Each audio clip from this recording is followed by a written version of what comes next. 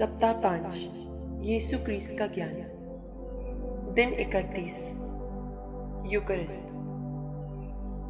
यीशु एक दैविक व्यक्ति है जो हमारी मानवीयता में हमसे मिलने आता है ताकि हम उनके साथ बातचीत करें और उनके साथ मिलकर एकजुट हो जाए। यूकरिस्ट इस इच्छा की अभिव्यक्ति है ताकि वो संसार के अंत तक सदा हमारे साथ रहे। ये उसका शाश्वत प्यार है जो तर्क शक्ति की सीमाओं को लांघकर फैल जाता है। हम रोमांस और रोमांच की कहानियों के साथ बढ़ते हैं। हम उन महान प्रेमियों का अभिवादन करते हैं जो अपने प्यार को सिद्ध करने के लिए और अपने प्रियतम के साथ रहने के लिए कुछ भी करने को तैयार हो जाते हैं। हजारों मील की यात्राएं, अंतहीन असुविधाएं, महलों और कैद में राजकुमारियों की रक्षा के लिए आग उगलने वाले पंखदार अजगर भी हों, तो भी महान प्रेमी शूरवीरों के लिए कुछ समस्या नहीं है। हम उन लोगों की सराहना करते हैं जो अपने प्रियजनों के लिए अपनी जान जोखिम में डालते हैं।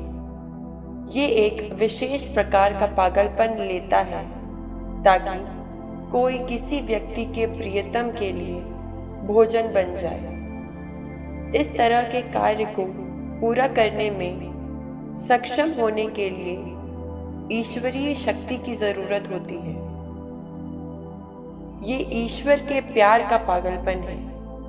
वो हमारे साथ इतनी गहराई से मिलन की कामना करता है और वो इस जीवन से आगे तक के लिए हमारा इंतजार नहीं करना चाहता है कि वो खुद को हमारे भोजन में बदल दे कि हम उसका उपभोग करें और उसके साथ हमारा प्रेम मुकम्मल हो जाए।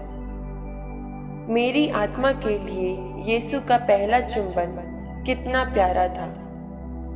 मैंने महसूस किया कि मुझे प्यार किया गया था और मैंने कहा, मैं आपको प्यार करती हूँ। मैं अपने आप को हमेशा के लिए आपको दे देती हूँ। यीशु ने मुझसे कुछ नहीं मांगा, कुछ बलिदान नहीं मांगा। पहले से ही बीते लंबे समय से वो और मैं एक दूसरे को देखते और समझते थे। उस दिन हमारी मुलाकात साधारण न होकर एक संलयन सी थी। हम अब दो नहीं थे। मैं पानी की एक बूंद के समान जो समुद्र की गहराई में खो जाती है, अदृश्य हो गई। अकेला यीशु रह गया, स्वामी राजा। पवित्र सहभागिता की प्रत्याशा और भागीदारी के बारे में संत तेरेसा के ये विचार एक दुल्हन की निजी पत्रिका की तरह है जो अपनी शादी के दिन की प्रतीक्षा कर रही है। महान रहस्यवादी संत जॉन पॉल द्वितीय को ये देखकर कोई आश्चर्य नहीं हुआ कि स्पष्ट रूप से वैवाहिक आलिंगन हमारे लिए ईश्वर के प्रेम की छवि के रूप में है। वैवाहिक आलिंगन ईश्वर के साथ हमारी परिणति की वास्तविकता को इंगित करता है। ये बिल्कुल विशुद्ध रूप से अनुरूप तरीके से करता है, लेकिन दुल्हन और दूल्हे की कल्पना और ईश्वरीय प्रेमी के रूप में ईश्वर पवित्र शास्त्र के पन्नों को भरता है। हम अपनी समर्पण यात्रा की शुरुआत में C.S. लुइस के उद्धरण पर वापस आते हैं। हम अपने आप में कुछ अनंत के लिए लालसा पाते हैं कि इस दुनिया में कुछ भी उसको संतुष्ट नहीं कर सकता है। ये लालसा हमें इस दुनिया से परे कुछ चीज की वास्तविकता की ओर इशारा करती है जो हमें संतुष्ट कर सकती है। वो प्रेम जो हमारे लिए प्रतीक्षा करता है, वो व्यक्तियों की सहभागिता है जो हमारे साथ प्रेम में पागल हैं कि वे अब हमें उनके लिए इशारा करते हैं। हमें पुत्र के साथ सहभागिता में प्रवेश करने के लिए पवित्र आत्मा द्वारा विश्वास प्रदान किया जाता है, ताकि हम अपने शरीरों में उसे ग्रहण करें और इस महिमा में हम पिता के साथ एकजुट हो जाएं।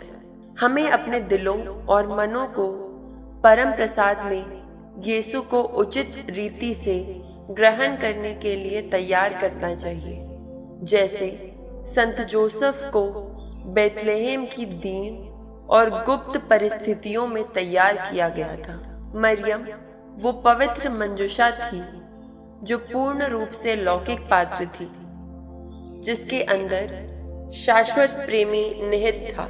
जोसेफ पहला परम प्रसाद ग्रहण करने वाला था, जिसने यीशु को इस मंजुषा से ग्रहण किया और अपने शरीर में उसे संभाला।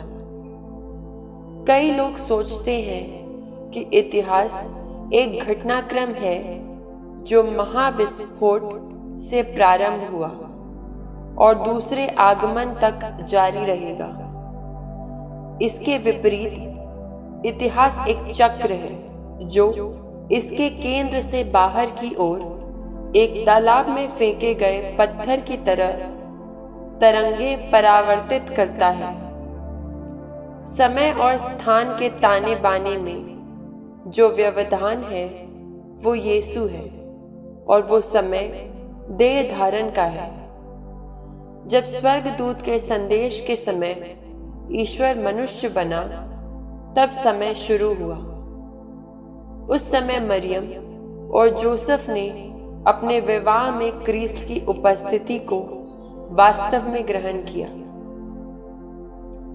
जिसने जोसेफ के दिल में एक पवित्र भय और पवित्र परित्याग उत्पन्न किया।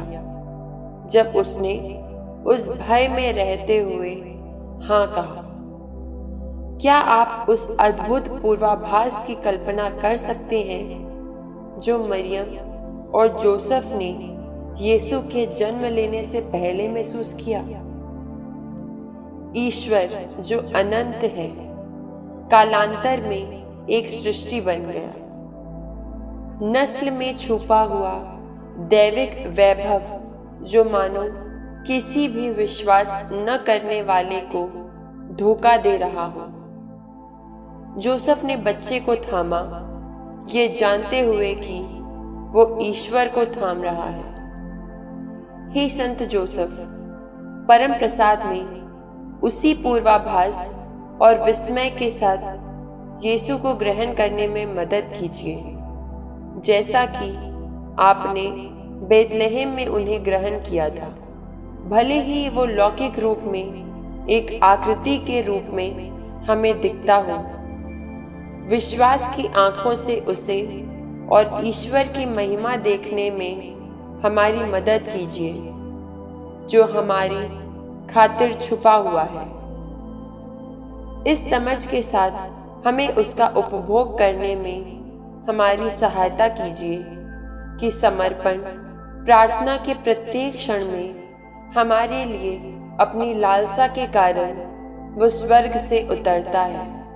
आइए स्वयं दिव्य प्यार के इस अथाह वरदान को हम ग्रहण करें और बदले में अपने आप को उन्हें अर्पित कर दें। चिंतन के लिए प्रश्न: आपके भूतकाल में कौन से ऐसी विकृतियां हैं जिनके कारण आपको प्यार करने की ईश्वरीय योजना की पूर्णता को स्वीकार करने में कठिन लगती हैं?